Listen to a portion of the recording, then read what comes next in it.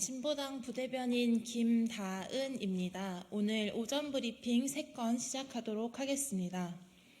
도넘은 윤심 경호 어디까지 갈 작정인가? 또 과잉 경호 논란입니다. 경찰이 인도에서 피켓 시위를 하는 노동자들에게 대통령 차량 이동 경호에 문제가 생길 수 있으니 자리 이동을 요청했습니다.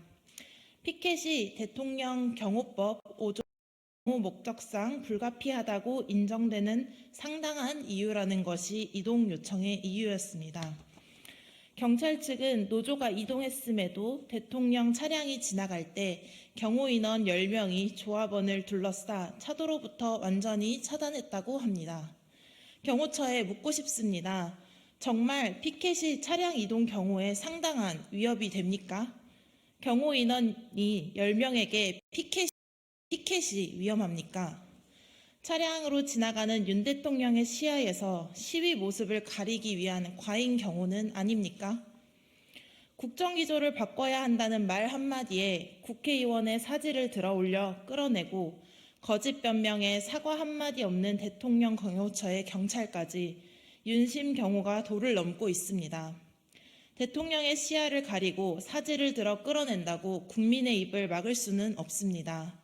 지금이라도 과잉 경호 사과하고 국민의 이야기를 들으십시오.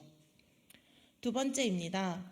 문서 삭제 지시한 정보부장 실형 판결, 이태원 특별법 필요하다는 이태원 참사 관련 총 4건의 정보보고서 삭제를 지시한 혐의로 기소된 전 서울경찰청 부장에게 실형이 내려졌습니다.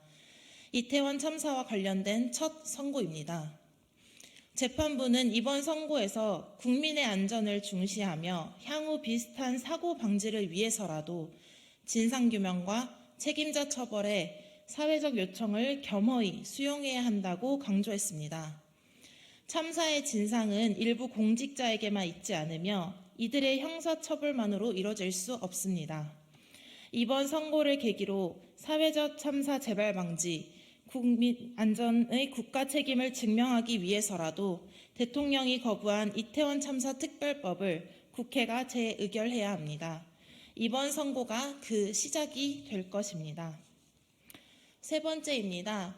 최상병 사건 자료 보고도 뭉갰다니 역시 대통령실이 배우인가? 최상병 사건 관련 대통령 안보실이 사건 자료 입수 후 비밀 유지를 요청한 것이 드러났습니다. 안보실의 비밀유지 요청은 그간 통상적 자료 공유라는 안보실, 군 당국의 입장과 배치됩니다. 국방부는 작년 8월 사전 자료 전달과 관련해 통상적 자료 공유이며 수사 외압이 아니라고 주장했습니다. 하지만 이번에 밝혀진 비밀유지 요청은 관련 자료 전달이 통상적 자료 공유가 아니며 수사 외압이 있었다는 반증입니다. 사건 자료를 보고도 뭉갰다니 역시 대통령실이 배우입니까? 최상병 사망사건과 관련해 군 검찰의 수사 기록 은폐, 불성실 조사, 그리고 국방부 조사본부로의 사건 이관 등과 같은 수사 외압의 증거들이 계속해서 드러나고 있습니다. 더 이상 군 검찰을 믿을 수 없습니다. 특검과 국정조사로 최상병 죽음의 진상을 규명하고 수사 외압을 밝혀야 합니다. 아울러 박정훈 대령과 군인권센터가 제8회 민주주의자 김근태상을 공동 수상했습니다. 박정훈 대령은 수상소감을 통해 절대 꺾이거나 좌절하지 말라는 당부로 알고 겸허히 받겠다. 실체가 규명되어야 하고 책임 있는 자는 응당한 처분을 받는 것이 정의라고 생각합니다.